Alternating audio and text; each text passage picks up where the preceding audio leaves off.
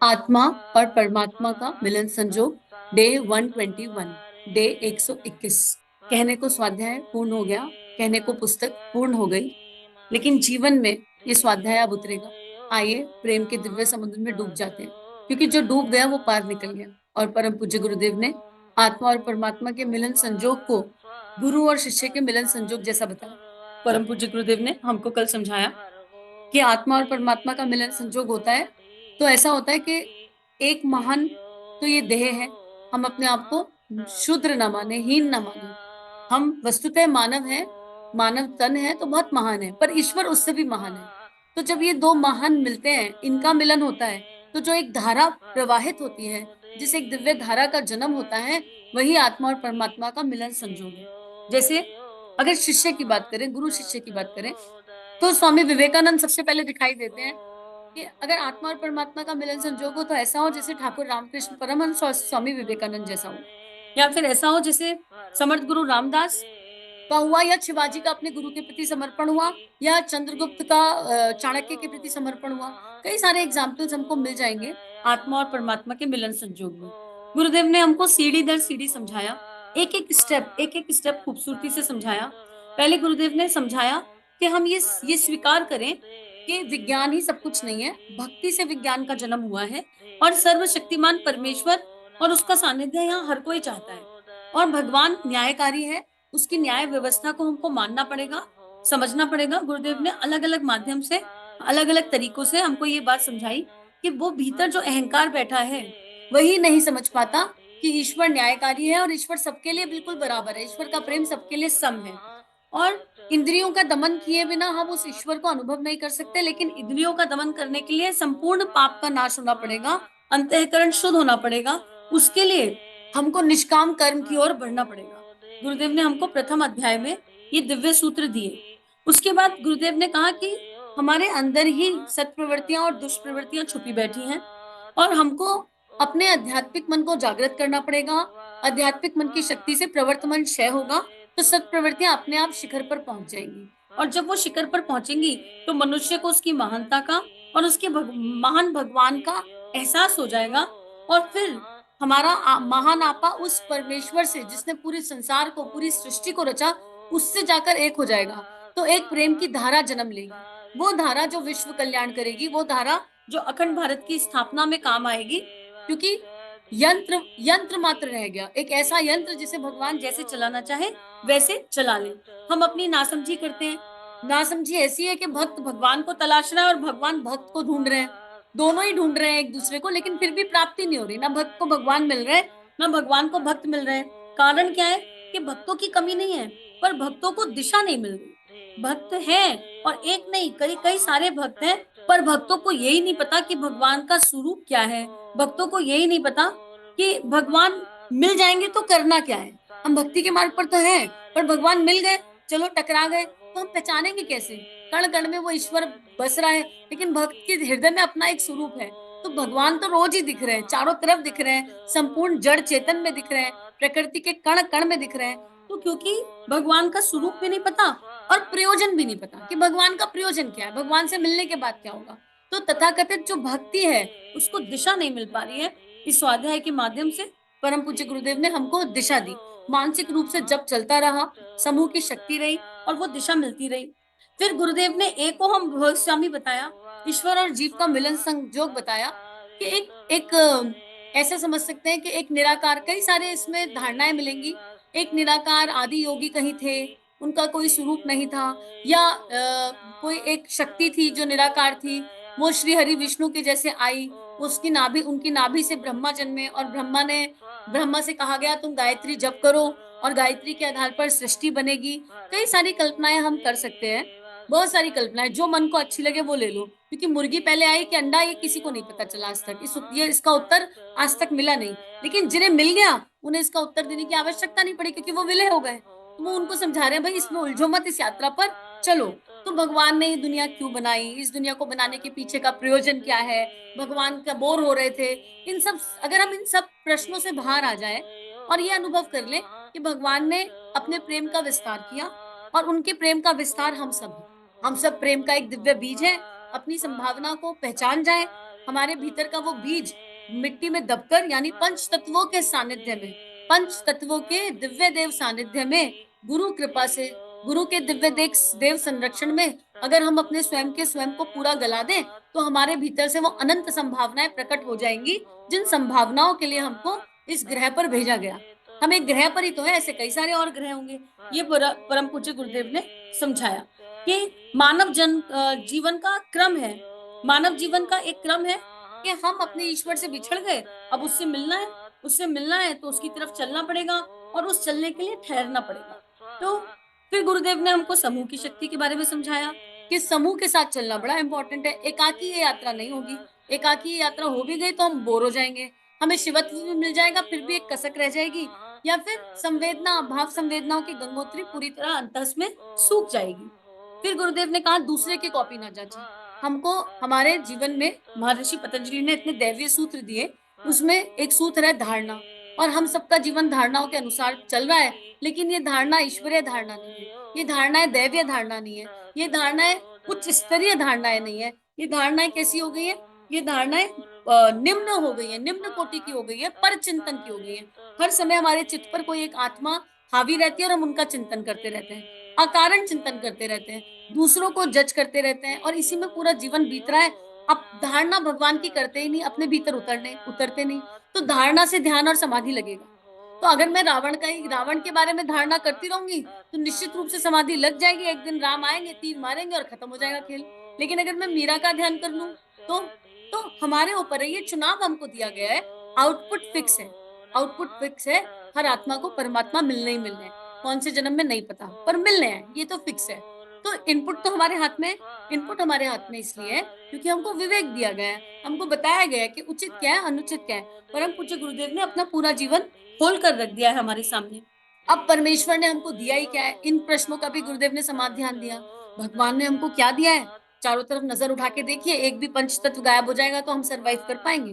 भगवान ने हमको पंच तत्व दिए, भगवान ने हमको एक माता पिता दिए जो हमको देह रूप में ले आए, नहीं तो आत्मा तो ऊपर घूम रही थी, भटक रही थी। आत्मा का परमात्मा से मिलन देह के बिना नहीं हो सकता। ये देह एक बहुत सुंदर यंत्र है, और इस यंत्र के बिना वो अनुभूति अनुभव नहीं हो सकता, जो केवल एक क्षण का होगा, मिलन। वो जो मिलन का एक पल है ना, वो बड़ा दिव्य होगा, लेकिन उस मिलन के पल को जीने के लिए इस देह में आना जरूरी था। तो भगवान ने हमको ऐसे माता पिता दिए जिन्होंने पाल पोस कर हमको बड़ा कर दिया, ये क्या कम है? भगवान ने हमको इंद्रियां दी, विवेक दिया, तीनों शरीर दिए, उसके ऊपर गुरु मिल गए। तो भगवान तो केवल दे ही रहे हैं, भगवान के अनुदानों को हम देख नहीं पा रहे। जरा से हमारे मन की बात नहीं होती तो हम शिकायतें करने लग जाते हैं, भगवान ने ऐसा नहीं किया, भगवान ने वैसा नहीं किया। तो गुरुदेव ने हमको भगवान से शिकायत करना बंद करना सिखाया। गुरुदेव ने कहा प्रार्थना कीजिए, याचना मत कीजिए। प्रार्थना और याचना में अंतर है, और प्रार्थना भी सद्भावना से कीजिए, करुणा से कीजिए, परोपकार की कीजिए। और फिर भगवान के सामने जो नहीं करने योग्य है वो है, भगवान से शिकायत मत कीजिए कभी किसी चीज की, भगवान से कुछ मांगिए मत। भगवान को चाहो, अपने इष्ट को चाहो, पर इष्ट से कुछ मत चाहो, बस इतना चाहो। और ऐसा चाहो कि वो इष्ट तुमको पलट के देखे भी ना, तब भी तुम चाहते रहो, क्योंकि उस प्रेम में, भगवान के प्रति प्रेम में कोई इच्छा नहीं होनी चाहिए।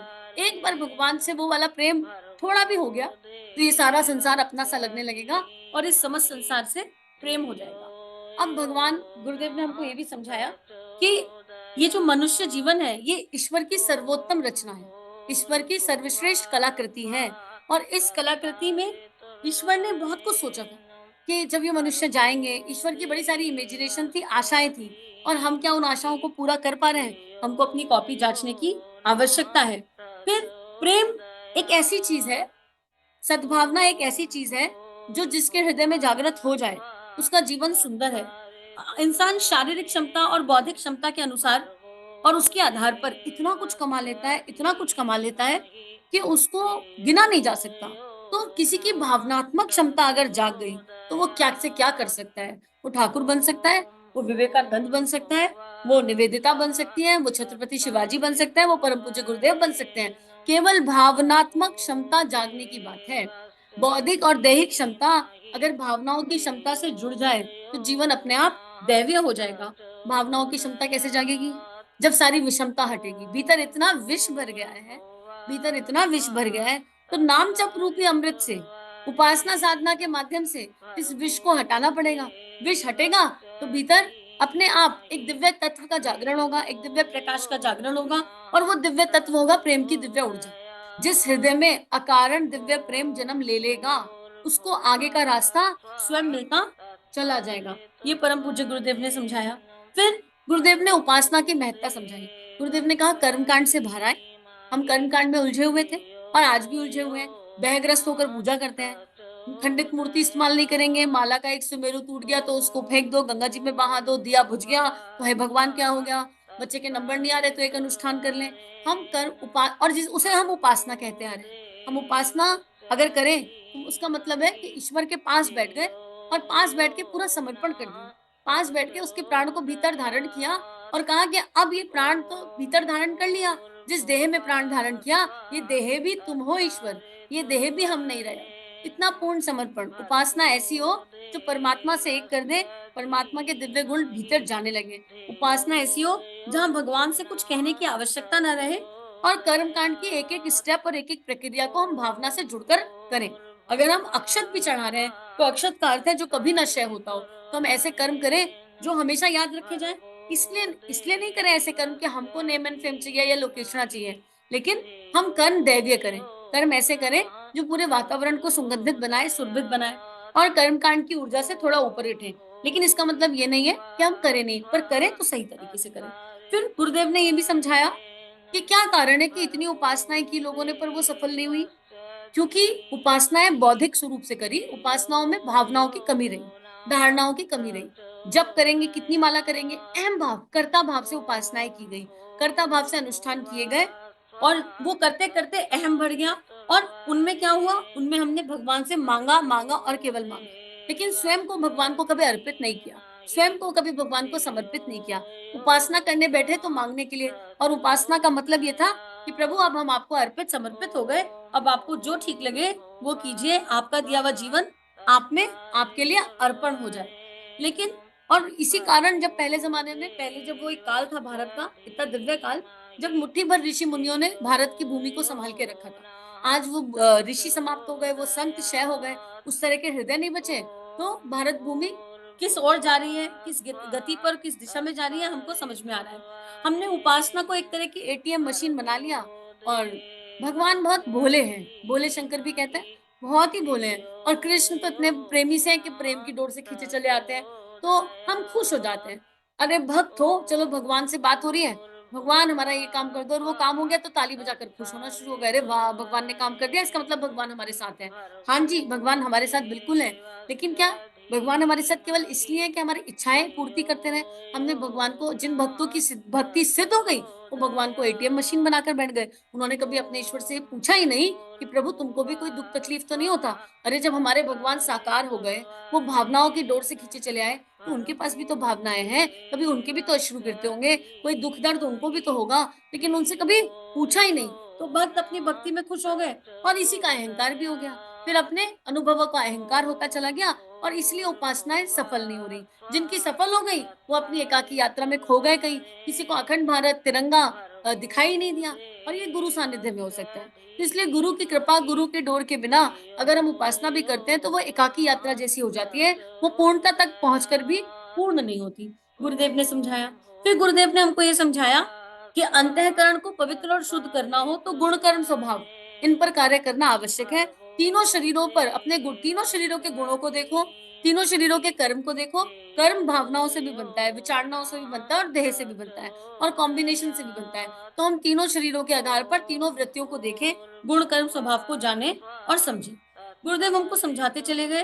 फिर गुरुदेव ने कहा जो इसके मूल में है, जो इसके नींव में है, वो है श्रद्धा और निष्ठा। श्रद्धा के बिना, विश्वास के बिना, निष्ठा के बिना ये यात्रा नहीं की जा सकती। तो हम पूर्ण रूप से श्रद्धा रखें किस पर? अपने इष्ट पर, किस पर? अपने गुरु पर। जीवन में कितनी भी कठिन परिस्थिति आ जाए, हम ये मान लें कि ये परिस्थिति हमारे विकास के लिए आई है, हमारे आत्मनिर्माण के लिए आई है। इसमें हमको कुछ सीखना है और हमारा ईश्वर हमारे साथ है। हमारा गुरु हर पल हमारे साथ है, वो हमारा साथ छोड़ ही नहीं सकता। तो हमको कोई भय नहीं होगा, कोई घबराहट नहीं होगी। भगवान क्या करता है? भगवान लॉलीपॉप टॉफी नहीं देता है, गुरुदेव ने इसको क्लियर किया। भगवान क्या करता है? आत्मबल बढ़ाता है। भगवान आत्मा का प्रकाश बनकर भीतर से प्रकट हो जाता है। रामकृष्ण परमहंस ने क्या किया था? स्वामी विवेकानंद को रिद्धि सिद्धि थोड़ी ना दे दी थी। भगवान रामकृष्ण परमहंस ने स्वामी विवेकानंद को रास्ता दिखाया और वो अपने गुरु का संबल लेकर उस रास्ते पर चलते चले गए। उनके भीतर का संपूर्ण प्रकाश सतह पर आ गया। वही प्रकाश हम सबके भीतर भी है, उसे सतह पर लाने की आवश्यकता है। आगे हमें गुरुदेव ने बताया कि इस यात्रा में उतावलापन ठीक नहीं है। हम कई बार इस यात्रा में इसलिए भ्रमित हो जाते हैं कि हम जल्दबाजी करते हैं, हम उतावलेपन के साथ चलते हैं। ये धैर्य की यात्रा है, ये बहुत पेशेंस की यात्रा है। हमारे आसपास इतने कार्मिक है, उनको सॉर्ट आउट करेंगे। प्रेम का विस्तार अपने हृदय में हो, अपने परिवार में हो, फिर अपने गाँव में हो, अपने मोहल्ले में हो, फिर समाज में हो, धीरे-धीरे अपने आप होता चला जाएगा। लेकिन हम स्किप करते हैं। हम सोचते हैं चल दिए तले अंधेरा, घर वालों को तो क्या ही प्रेम देना, बाहर बाँट आएँ, जाएँ यज्ञ करके आएँ, कर्मकांड करके आएँ, पूरी दुनिया में छा जाएँ। तो हम ये नहीं समझ पाते कि हम अपनी लोकेशना के संस्कार पर काम कर रहे हैं। उपासना की जो सफलता है वो किस पर निर्भर करती है? वो निर्भर करती है साधना पर। और साधना क्या है? साधना हर पल, हर क्षण घटित होती है। साधना का सीधा मतलब है चौकीदारी। चौकीदारी अपनी भावनाओं की, विचारणाओं की। किस तरह के भाव आ रहे हैं? क्या भाव प्रेम, करुणा, संवेदना के आ रहे हैं? क्या भाव परमार्थ के आ रहे हैं? क्या भाव लोकहित के आ रहे हैं? राष्ट्रहित के आ रहे हैं? युग धर्म के आ रहे हैं? या फिर संकीर्ण भाव जन्म ले रहे हैं? चेक करने की आवश्यकता है। जिसने ये चेक कर लिया, वो दिशा दे सकता है अपनी भावनाओं को। जैसे ही कोई ऐसी भावना आए, जो इन दिव्य भावनाओं के विपरीत हो, उसका वेग तुरंत जानने की कोशिश कीजिए। वहीं पर अपना अहंकार मिल जाएगा, वहीं पर लोभ मिल जाएगा, क्योंकि ये 3 ही वृत्तियाँ हैं, लोभ, मोह, अहंकार। ये 3 ही हैं, बाकी तो उसके भाई-बहन और ईर्ष्या रूपी दीमक। ये 4 हैं जो खा जाते हैं मनुष्य को। तो अगर हम साधना ठीक से करें तो उपासना अपने आप सफल हो जाएगी। ये ऐसा है कि गंदे बर्तन पे खाना नहीं पकाया जाता। तो ब बर्तन तो गंदा है ना? हृदय मैला है और उस हृदय से बैठकर हमने 27 माला करनी। तो आप करिए आजीवन गंदे हृदय से नाली में बैठकर 27 माला। कोई दिक्कत वाली बात नहीं है। अगर आपकी नाली गंगा जल बन जाए, तो फ़ोन करके बताना ज़रूर किसकी नाली गंगा जल बनी। बन नहीं पाएगी। तो गुरुदेव यही समझा रहे हैं कि हमको क्या करना है, पहले क्लीनिंग करनी है इस देह रूपी बर्तन की भीतर से। बाहर से खूब चमकाया, भीतर से। भीतर से सफाई करके जब उपासना करेंगे, तो वो और खूबसूरती से फलित होगी। आत्मिक प्रगति में उपासना का अपना महत्व है और उपासना और साधना एक साथ चलती हैं, आजू-बाजू चलती हैं। जिसका उपासना और साधना ठीक हो गया, उसका उसके जीवन में उसका जीवन ही आराधना हो जाएगा। अपने आप आराधना बन जाएगी। आराधना करनी नहीं पड़ती, जैसे प्रेम करना नहीं पड़ता हो जाता है, ऐसे आराधना करनी नहीं पड़ती हो जाती है। तो उपासना अगर कारतूस है, तो जीवन साधना बंदूक है। जिस देह रूपी यंत्र से मंत्र करना है, उस देह रूपी यंत्र को साफ करने की प्रक्रिया आत्मा और परमात्मा का मिलन संजोग है। गुरुदेव ने प्रार्थना का स्वरूप, स्तर और प्रभाव बताया। इस संसार में अगर कोई किसी को सबसे शक्तिशाली चीज़ कोई दे सकता है, तो वो प्रार्थना है। जितने भी संसार में हीलर है ना, वो कैसे करते हैं healing? Healing is a feeling. वो कैसे करते हैं? Healing is a feeling. तो प्रार्थना से बड़ी कोई शक्ति नहीं है इस संसार में, किसी को देनी हो। लेकिन हम कैसी प्रार्थना करते हैं? भगवान इसको ठीक कर दो, भगवान इसके जीवन में ऐसा कर दो, भगवान इसके बच्चा नहीं हो रहा, इसके बच्चा पैदा करवा दो। अरे हम भगवान बन गए क्या? हमको प्रार्थना करनी है, भगवान उसको मना मत दो।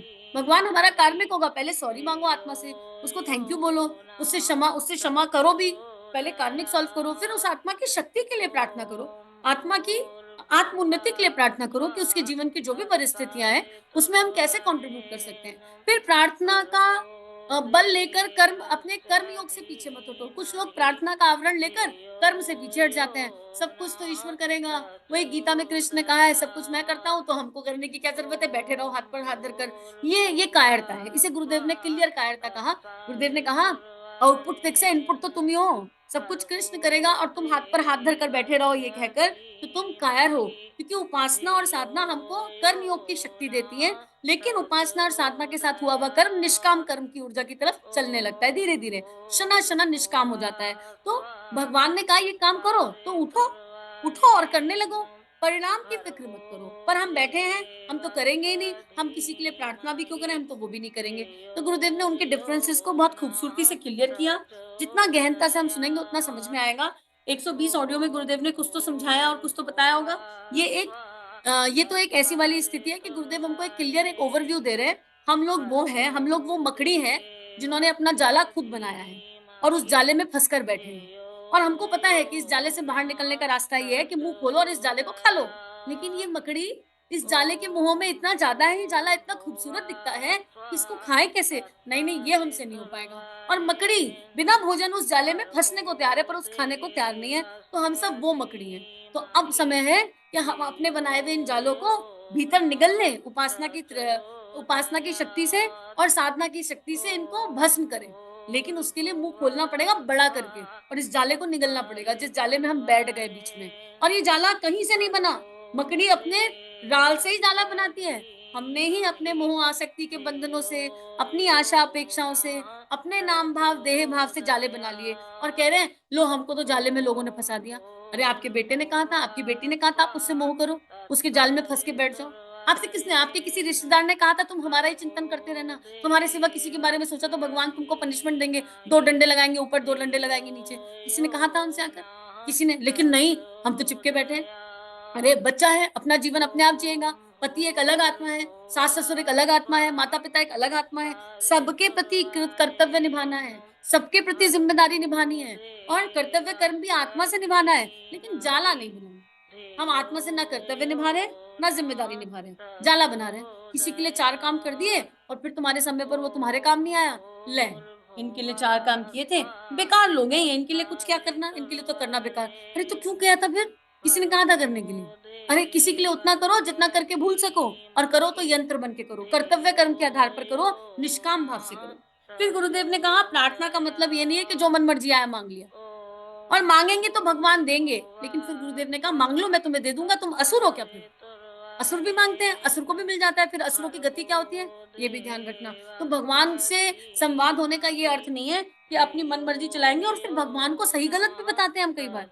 भगवान आपको क्या पता क्या सही है, क्या गलत? सह तो हम रहे हैं, झेल तो हम रहे हैं, हम बताएँगे आपको। ये इसके लिए ऐसा होना चाहिए, आपको क्या पता मेरी संतान है, मैंने पाला भगवान, आपको क्या पता उसके गुण, कर्म, स्वभाव? कितने मज़े से बैठकर भगवान को सारी गाथाएँ हम समझाते हैं, सारी बातें हम बताते हैं, जैसे हम भगवान हो गए, हम संतान के जन्मदाता नहीं उसके जीवनदाता हो गए, उसका प्राण भी हमारी मुट्ठी में है। जब मनो प्राण डाल देंगे, जब मनो निकाल देंगे।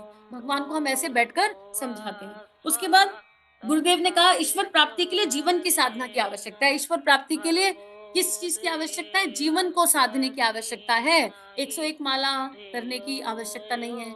1 से 1 साल का अनुष्ठान किया, फिर ढिंडोरा बजाकर सबको बताया, अरे हमारा 1 साल का अनुष्ठान हो गया।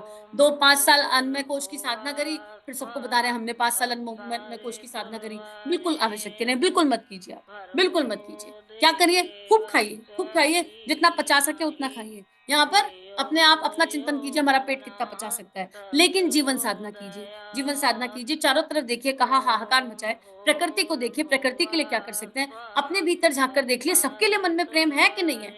हर किसी से प्रेम कर सकते हैं। इस संसार में जिसे हम बुरा कह रहे हैं, वो भी बुरा नहीं है। क्या हम ये मानने को तैयार हैं कि बुरे से बुरा व्यक्ति भी बुरा नहीं है?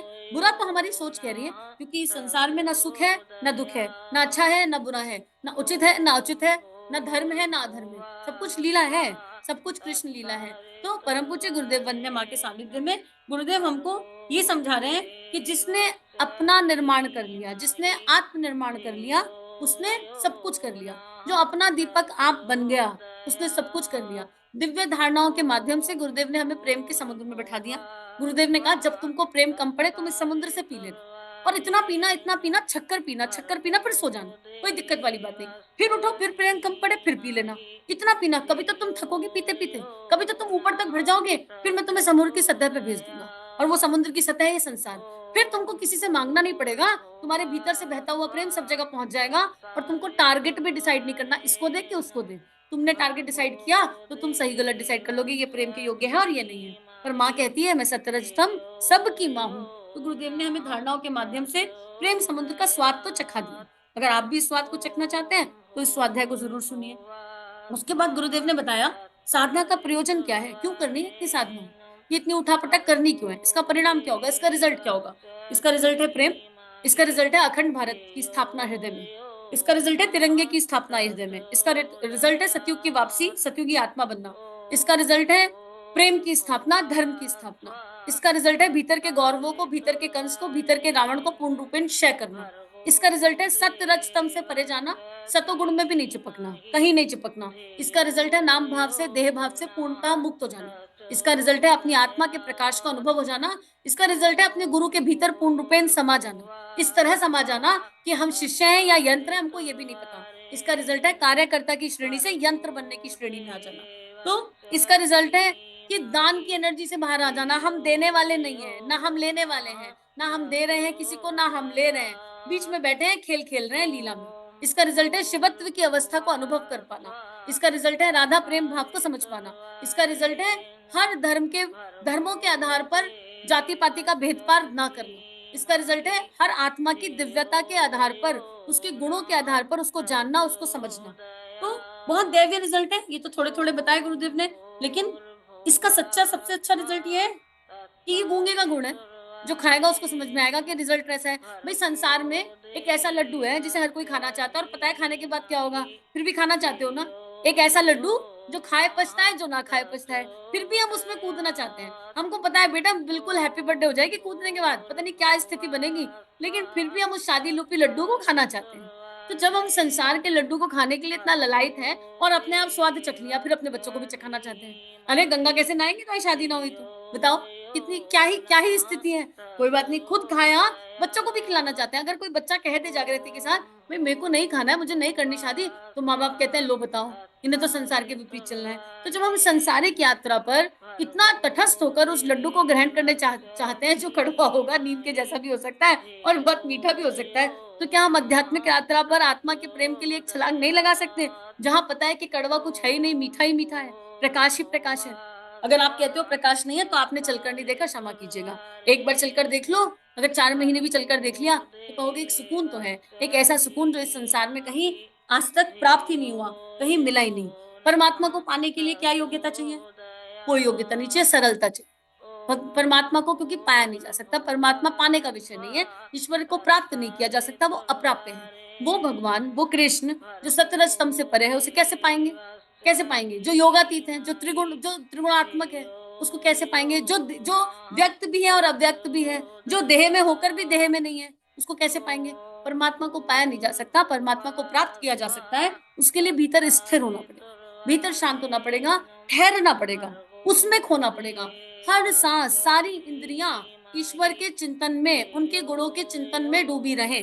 उठते के साथ ही एक धारणा करें, आज नया जन्म, और इस नए जन्म में क्या करना है? केवल भगवत चिंतन, और उसके बाद भगवान की नौकरी, बस इतना।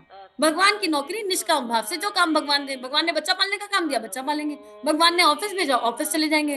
कार्मिक सॉल्ट होते चले जाएंगे। जो आत्मा दिखाई दे, विकास की बॉल भेज रही है, अच्छी बॉल भेजी तो भगवान को थैंक यू बोल दो, भगवान जी आपके लिए बड़ा प्यार आया है, स्वीकार कर लीजिए। अगर आपको लगा बॉल अच्छी नहीं है, काली है, भगवान जी आत्मा आपको बड़ी गाली दे रही है, स्वीकार कर लीजिए। सब दे दो ना ईश्वर को। लगता किसको है? हमको लगता है, हमारी आत्मा को। हाय, ये आत्मा ने हमको ऐसा कैसे कह दिया, इसकी हिम्मत कैसे ऐसे कहने की हो गई, कैसे कैसे ये इस तरह चल सकती है? हमें इन सब चीजों से बाहर निकलना है। क्या चाहिए? एक बच्चे जैसी सरलता, उसके अलावा कुछ नहीं। भगवान को पाने के लिए साक्षर होने की भी आवश्यकता नहीं है।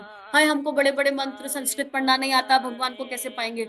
भगवान को पाने के लिए मुस्कुराहट की आवश्यकता है। अगर 40 दिन लगातार लगातार मैक्सिमम टाइम केवल ईश्वर को देख के लिए मुस्कुरा लिए ना, तो भगवान प्राप्त हो जाएंगे।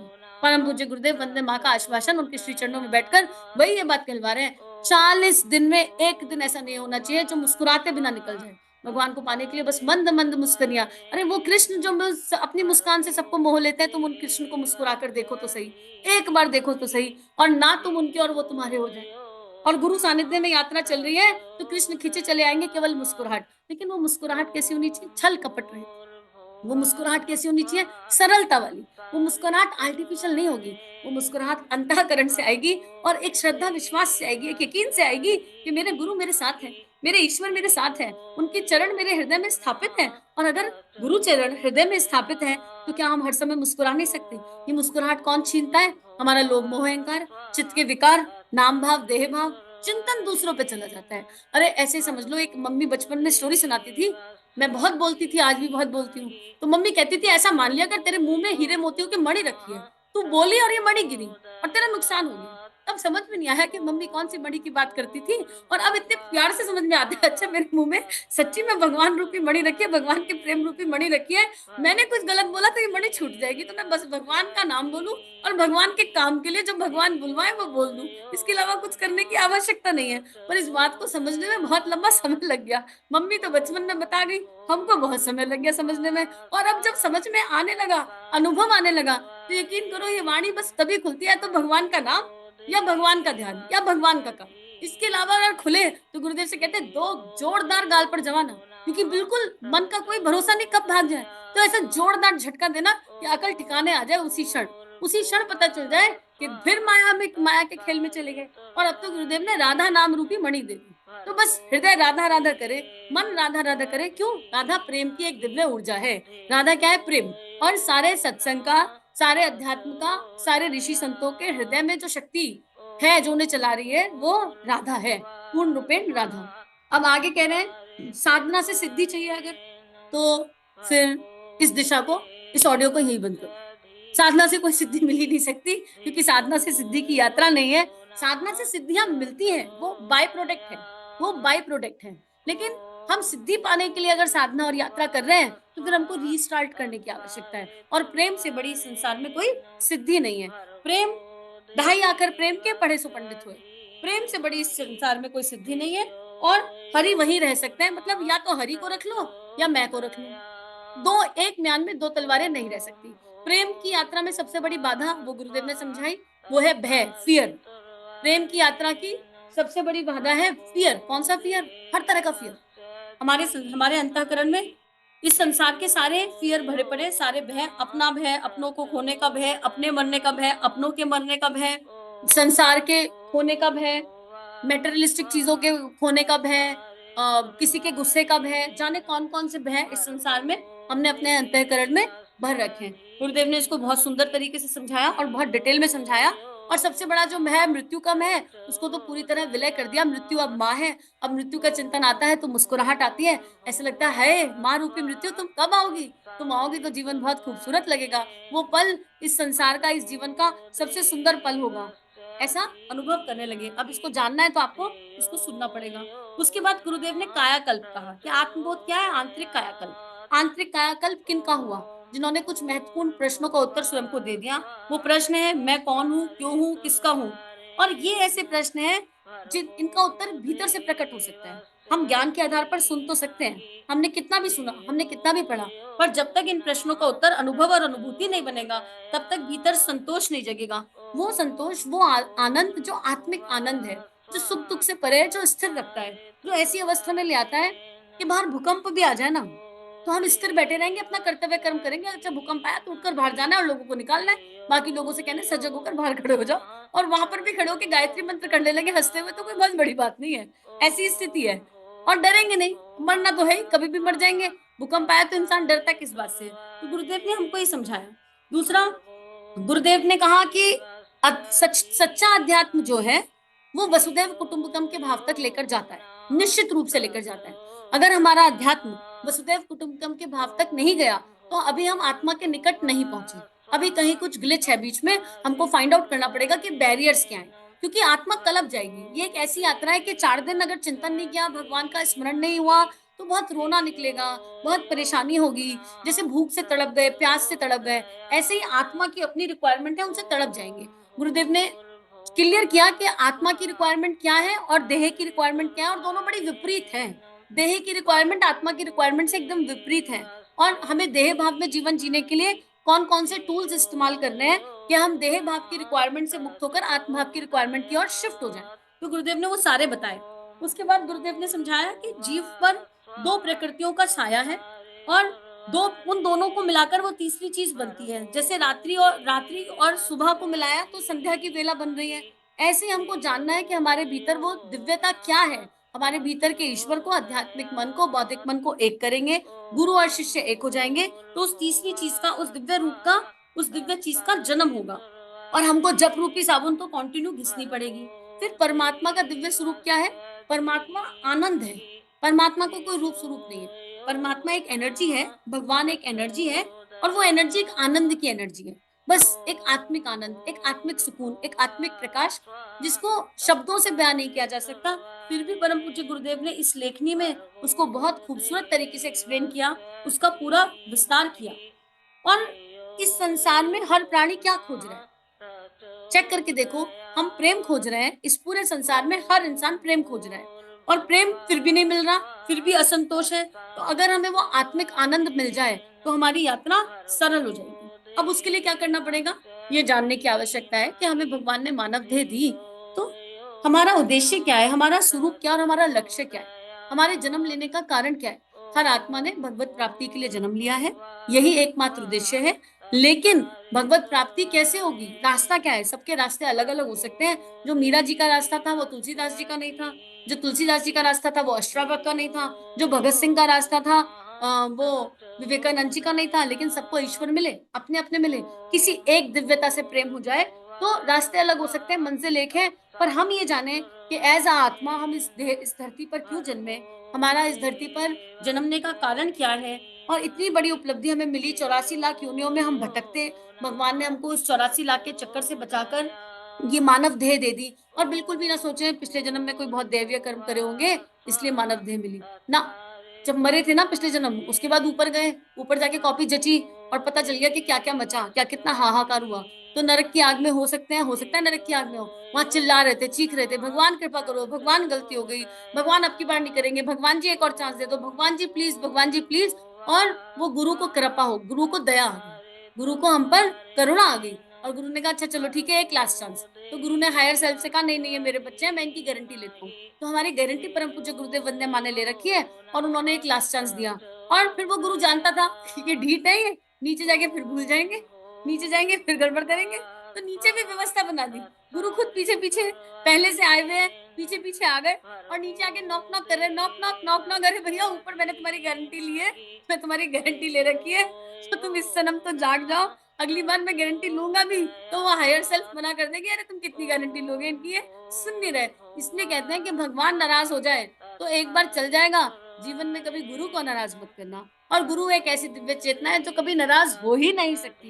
लेकिन हम ऐसा कोई कर्म तो ना करें, महाकाल ने हमारी गारंटी ले रखी है यार, तो अब तो कुछ तो सोचे हम कि हम क्या कर रहे हैं अपने जीवन में, अपनी कॉपियों को अच्छे से जांचें, तो हमको समझ में आ जाएगा कि हमारे जन्म लेने का उद्देश्य क्या है। और जीवन में गुरु है ना अगर, तो जन्म लेने का एक ही उद्देश्य है, करिष्य वचनम तब, जो गुरु कहे वो करो, गुरु ही धर्म, गुरु ही जीवन। अगर गुरु जीवन में है सच्चे मन से, और गुरु से कुछ मांगो मत, लॉलीपॉप टॉफी वालों को गुरु नहीं पूछ रहे इस टाइम। गुरुदेव कह रहे हैं मुझे हीरो का हार पहनना है, तुम मेरे हीरो, तुमसे मेरी आशा अपेक्षा है। परम पूज्य गुरुदेव ने कहा हर तरह के प्रलोभन और संग्रह से दूर रहिए, समस्त इंद्रियों का संयम कीजिए, संयम बहुत मैंडेटरी है, यम नियम का पालन कीजिए, और उसके बाद मरने की मृत्यु के भय से मुक्त हो जाइए। मृत्यु के भय से मुक्ति पर गुरुदेव ने कई सारे चैप्टर लिखे, बहुत सुंदर लिखे। मृत्यु से भय नहीं था, लेकिन इस स्वाध्याय को करके, इस आत्मा के अध्ययन को करके मृत्यु से प्रेम हो गया जो पहले नहीं था। और इतना प्रेम हो गया, इतना प्रेम हो गया कि मृत्यु की बात ऐसी सरलता से हो जाती है जैसे जीवन की बात हो रही हो। लग रहा है अच्छा ठीक है मृत्यु माँ तुम आ गई, कोई बात नहीं, मृत्यु तो दोस्त बन गई, और इतनी प्यारी दोस्त बन गई, इतनी प्यारी दोस्त बन गई कि उससे ज्यादा कोई बड़ा दोस्त नहीं। गुरुदेव ने शॉर्ट में इसको ये समझाया, गुरुदेव ने बहुत डिटेल में बताया, पर एक शॉर्ट बात यह है कि हम डरते क्यों हैं। हम डरते हैं अपने किए गए अनुचित कर्मों से।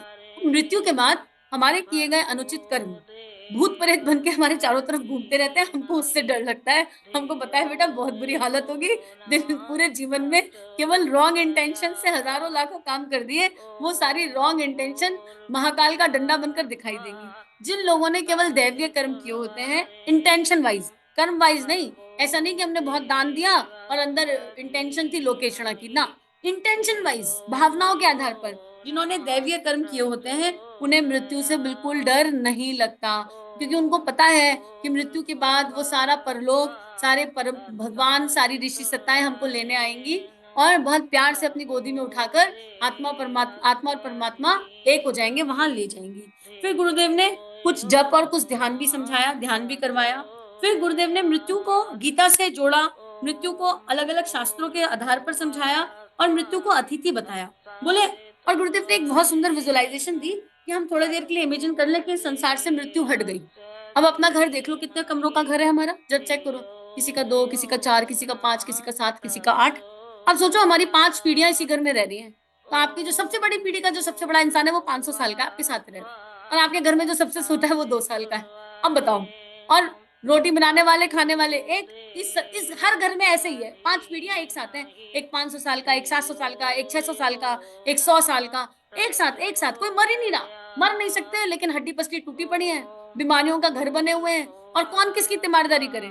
अब 500 साल वाले की तीमारदारी 400 साल वाले करे या 400 साल वाला कहे मेरी उम्र हो गई, तो उम्र किसकी हो गई? तो गुरुदेव ने इतना सुंदर विजुअलाइजेशन दिया कि मृत्यु है इसलिए शांति है, नहीं तो हम नर पिशाच हो जाते। एक-एक रोटी के लिए आपस में घर के लोग ही झगड़ पड़ते। अरे 5 पीढ़ियाँ रहेंगी, कहाँ तक खाना बनेगा? कहाँ तक उनके लिए पानी बिजली का इंतज़ाम किया जाएगा? प्रकृति पंचतत्व कहाँ तक देंगे? फिर गुरुदेव ने इसी में पंच भौतिक प्रकृति को समझाया और गुरुदेव ने कहा ईश्वर से प्रेम करते हो लेकिन प्रकृति से प्रेम नहीं किया, पंच तत्वों से प्रेम नहीं किया, तो ईश्वर से प्रेम का नाटक किया। पानी बहा दिया, बिजली बह रही है, प्लास्टिक यूज़ कर रहे हैं, कोई मतलब नहीं, सड़क पर कचरा कर रहे हैं, पंच तत्वों के प्रति बिल्कुल संवेदनशील नहीं है, लेकिन ये कहते हैं भगवान से बहुत प्रेम करते हैं। तो ये प्रेम का जो दावा है, ये मिथ्या है, पूर्ण रूपेण झूठा है। फिर गुरुदेव ने जो है इस पर भी चर्चा की कि मृत्यु से डरने का कारण क्या है? इसकी जड़ों में गुरुदेव हमें ले गए और हर किसी के पास मृत्यु का डर अलग-अलग कारणों से हो सकता है। गुरुदेव ने उसका एनालिसिस करना सिखाया कि हम अपने भीतर जाएँ और उसको समझें। फिर गुरुदेव ने धमकाया भी, बोले अगर तुम कायर हो, इतना समझाने के बाद भी तुम मृत्यु के डर से बाहर नहीं आ रहे, तो तुम पूर्ण रूपेण कायर हो। फिर गुरुदेव ने प्रेम का एक हाथ दिया, प्रेम की एक थपकी दी और गुरुदेव ने समझाया कि मृत्यु की तैयारी कैसे की जाती है। मृत्यु की इतनी सुंदर तैयारी करो कि जीवन सुंदर हो जाए। फिर गुरुदेव ने हमको अध्यात्म के परिष्कृत रूप के बारे में समझाया, बताया। गुरुदेव ने कहा कि अध्यात्म अमृत है, पारस है, कल्प वृक्ष है और गुरुदेव ने एक दैवीय धारणा के माध्यम से हमारे भीतर एक दिव्य कल्प वृक्ष स्थापित किया और उस कल्प वृक्ष की गरिमा बस जो जिया वही जान सका। और वो कल्प वृक्ष अगर एक बार हृदय में, अंतःकरण में, अंतस में स्थापित हो गया, तो दुःख क्या होता है हमें पता नहीं चलेगा। दुःख के बारे में हम सोच भी नहीं पाएँगे, विचार भी नहीं कर पाएँगे। इस तरह गुरुदेव ने आत्मा और परमात्मा का मिलन संजोग कराया और फिर कहा कि अगर इस पुस्तक को, इस स्वाध्याय को करने के बाद भी हम भव सागर में फँसे हुए हैं, तो रीस्टार्ट, कोई दिक्कत वाली बात नहीं, मैं हूँ तुम्हारे लिए। कोई दिक्कत वाली बात नहीं, गिव अप नहीं कर रहे गुरुदेव किसी के लिए। कह रहे कोई बात नहीं, फँसे हुए हो, फिर से सुन लो, फिर फँस गए, फिर से सुन लो। जब तक समझ में ना आए तब तक सुनते रहो, जब तक समझ ना आए तब तक पढ़ते रहो। ये वाली किताब से समझ नहीं आ रहा, और बता देता हूँ, मैं क्या हूँ सुन लो, उससे भी समझ नहीं आया। प्रेम योग सुन लो, उससे भी समझ नहीं आ रहा। श्रीमद् भगवत गीता का अध्ययन कर लो, उससे भी समझ में नहीं आया। जीवन जीने की कला सुन लो, उससे भी समझ नहीं आया। युग धर्मी साहित्य सुन लो, उससे भी समझ नहीं आ रहा। जन्म शताब्दी पुस्तक माला का स्वाध्याय कर लो, तुम करते रहो, मैं गिव अप नहीं करूँगा। तुम भी एफर्ट मत डालना, तुम भी अपने हाथ-पैर मत छोड़ना, तुम भी गिव अप मत करना, मैं भी गिव अप नहीं करूँगा, क्योंकि ये यात्रा अभ्यास प्रयास की यात्रा है। तो आइए, इस दैवीय अभ्यास प्रयास को अपने जीवन में जीवंत रखें और इस अभ्यास प्रयास के साथ, इस एफर्ट के साथ कभी ना कभी तो आत्मा और परमात्मा का मिलन हो जाएगा। डेट किसको पता, हमें नहीं पता डेट क्या है, लेकिन निष्काम कर्म है ना, निष्काम भाव से करना है। तो अभ्यास प्रयास की इस दिव्य यात्रा को दैवीय धारणाओं के साथ, उपासना, साधना, आराधना के साथ करते रहें। यही भगवान से प्रार्थना। आप सभी से हाथ जोड़कर विनम्र अनुरोध है और सबसे पहले तो समूह के उन साथियों के लिए भी मानसिक रूप से जप भेजते रहिए, जिनके जप के माध्यम से स्वाध्याय इस आयाम पर पहुँचा। अब अगर इन 121 दिनों ने आपके भीतर कोई परिवर्तन किया, अगर इन 121 दिनों ने, इन ऑडियो ने आपके अंतर्मन में कोई चेंज किया, तो इसको सभी से साझा कीजिए।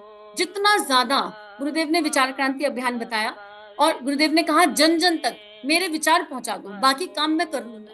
तो ये स्वाध्याय भी लोगों तक पहुँचाना एक तरह का विचार क्रांति अभियान है। एक तरह का गुरुदेव का काम है। हम कुछ नहीं कर सकते, हम हर मिलने वाले को ये तो बता सकते हैं, गुरुदेव की पुस्तकें तो दे सकते हैं। तो इस पुस्तक को गुरुदेव ने स्वाध्याय के माध्यम से सरलतम कर दिया, सरलतम।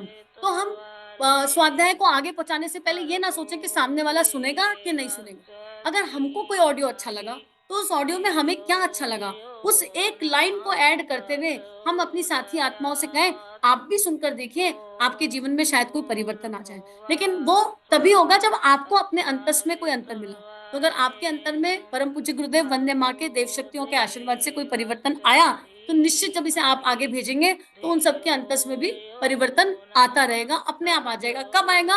वो परम पूज्य गुरुदेव जाने। हम पोस्टमैन हैं, पोस्टमैन का काम अच्छे से करें, यही मात्र एक सभी से प्रार्थना। तो इस स्वाध्याय को परम पूज्य गुरुदेव वंदे माँ के देव शक्तियों के श्री चरणों में अर्पित समर्पित करते हैं। एक गायत्री मंत्र और सभी को बहुत सारा ग्रैटिट्यूड, कृतज्ञता की दिव्य ऊर्जा। ओम भूर्भुवः स्वाहा तत्सवितुर्वरेण्यं भर्गो देवस्य धीमहि धियो यो नः प्रचोदयात्। इदं श्री सद्गुरुवे नमः। इदं श्री सद्गुरुवे नमः। इदं श्री सद्गुरुवे नमः।